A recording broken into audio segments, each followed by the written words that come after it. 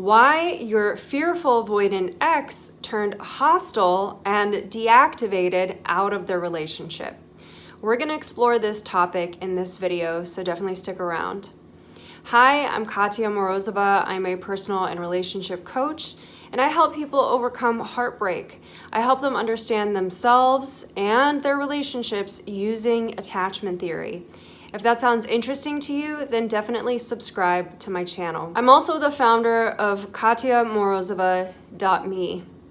And as usual, if you want to dig deeper into the individual dynamic of a specific relationship, then I always recommend booking a one-on-one session with me, as these videos are meant to cover broad strokes in relationships and don't apply to every single situation. First, I want to talk about hostility from a general perspective. When someone is at the receiving end of someone's hostility, meanness, someone's unchecked anger, it can be incredibly jarring, it can be shocking, it can be really distressing. So just really quick, I want to talk about the nature of hostility. So from my point of view, hostility isn't a root feeling. It's not something that you really feel. It's more of a reaction to something that's happening in your environment or something that's happening within yourself that gets triggered by what's happening in the environment. So hostility is more of a reaction. It's a strategy, often unconscious at that. I don't think people, for the most part, really choose to be hostile. I think they do it as a strategy to manage what I think is a root emotion, which is fear. So usually when people become hostile, they're feeling really fearful. This doesn't mean that you're making them afraid. This doesn't mean that you're necessarily doing something wrong. Oftentimes people can become hostile because there's such a charge internally that they don't know how to manage. Maybe fear and anger and confusion. And so whenever people are triggered and they don't know how to manage all of these conflicting emotions, they can become hostile as a way to kind of let all of that energy and all of that charge out. And as a byproduct, I don't know that people often intentionally do this, but they push you away, right? When someone is hostile, most of the time you don't go, oh my God, are you okay? And want to lean into the relationship. More of the time when someone becomes hostile, people are kind of like, whoa, and really want to lean back. So I think as a byproduct, hostility is a distancing strategy, or it could be a deactivation strategy. Again, when I use the word strategy, I don't think that people are consciously devising these strategies. I think strategies are very old. They live in the unconscious, and people employ strategies in situations where they're feeling vulnerable, they're feeling uncomfortable, and they don't know what's going on with them internally. We're not going to talk about these reasons like hostility as a way to respond to defensiveness, or as a way to respond to abuse or actual threats. We're going to talk about hostility when it seemingly comes from out of nowhere. It's kind of unwarranted and it's really surprising, and maybe even not entirely, but maybe even like seemingly really out of character for this person when the hostility is at a certain degree. So we're going to talk about that.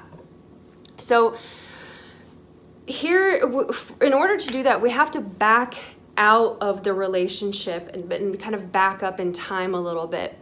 So I don't think that hostility often entirely comes out of nowhere, even though it may feel like it when it's happening, when it happens at a certain degree.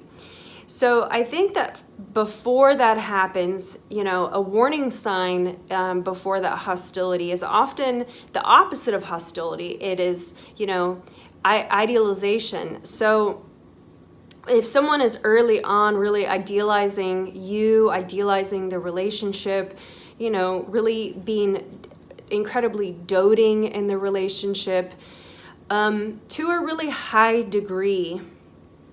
And so this can often be a marker of, someone who has this fearful avoidant attachment style, when we have these two kind of swinging extremes, idolizing your partner, devaluing your partner, being hostile to your partner. So there are these two extremes that sometimes fearful avoidance can swing in between. So often a precursor to someone being really hostile is the opposite. But this isn't always the case. Now, let's say a person with this attachment style is in a relationship with someone who's a little bit more secure than them. So seemingly they're idolizing you because you are much better than previous partners that they've had. You're a lot more secure, maybe you're a lot more even-keeled.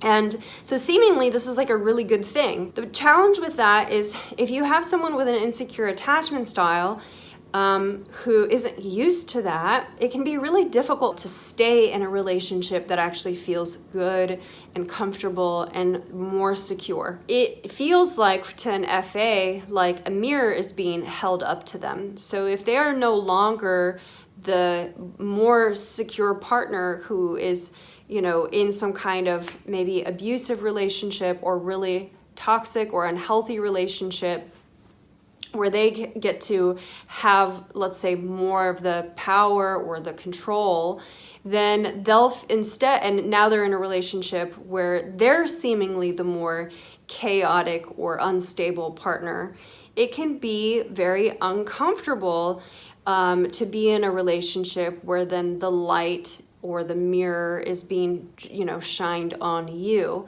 where there are no major grievances, no major issues in the relationship. So let's talk about a variety of things that could be happening for the FA when they're now in this healthier relationship that leads them to become volatile and to really deactivate out of the relationship. So the first thing is, they may start to feel there's this inequality between you and them, where they are kind of, again, the black sheep or the more chaotic partner. And if someone has a strong sense of self and then they also know that they're the more chaotic partner, then that might not necessarily be a problem in a relationship. But if you don't have that strong sense of self and you're the more chaotic partner, then that is usually accompanied with a host of shame.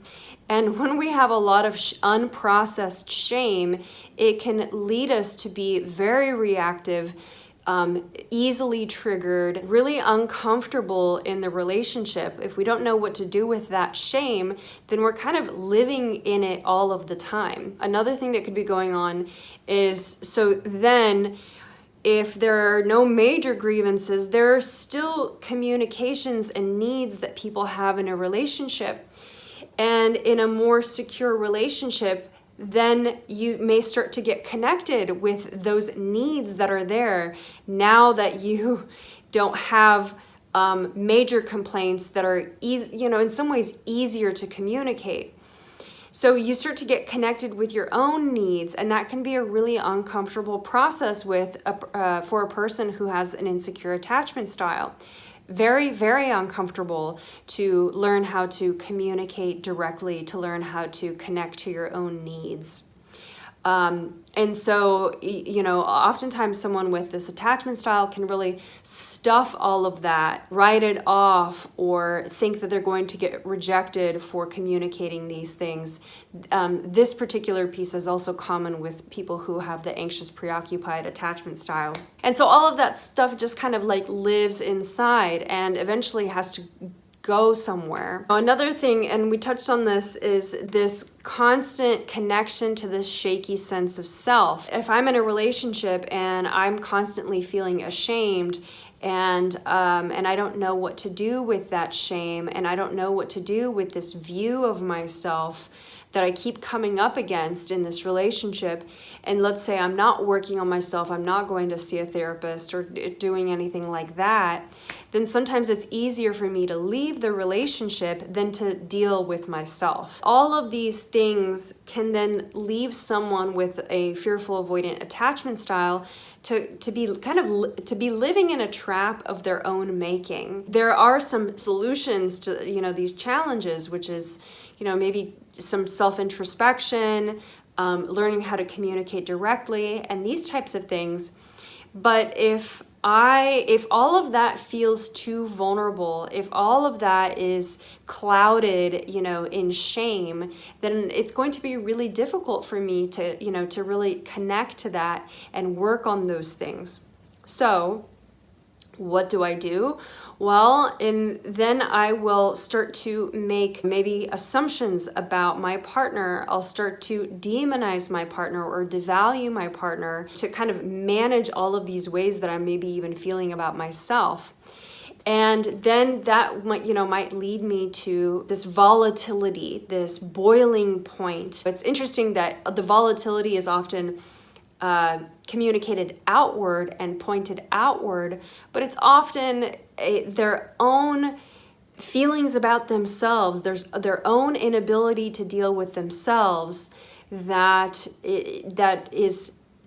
actually fuels that volatility, fuels that hostility outward. Unfortunately, people aren't prepared for this whenever it happens, and so it can be incredibly damaging. It can be really distressing to the relationship whenever someone becomes hostile and decides to push away their partner in this very, very strong way. Does my assessment track with what you think could have happened for your partner? If so, let me know in the comments below. Now, if you're still ruminating on what your ex said to you, if you're still trying to process what the heck happened, then I really recommend booking a one-on-one session with me where we can dig into your unique situation and explore what happened. And again, process what happened, look to see if there's any place where you can take responsibility, if there's any truth to what they had to say, or if it's time to stop internalizing their words and have some self-compassion for yourself and really generate that self-compassion so that you're not living in a cloud of shame. You can book that session in the description below or in the comments. Did you like this video? If you did, give me a thumbs up and subscribe to my channel if you'd like to watch more content like this. Next up is my video on 6 signs to tell if your ex is a fearful avoidant. You can watch that. It should be coming up on the screen right up here. Thanks so much for stopping by and watching my video. I really appreciate it, and I'll see you on the next one.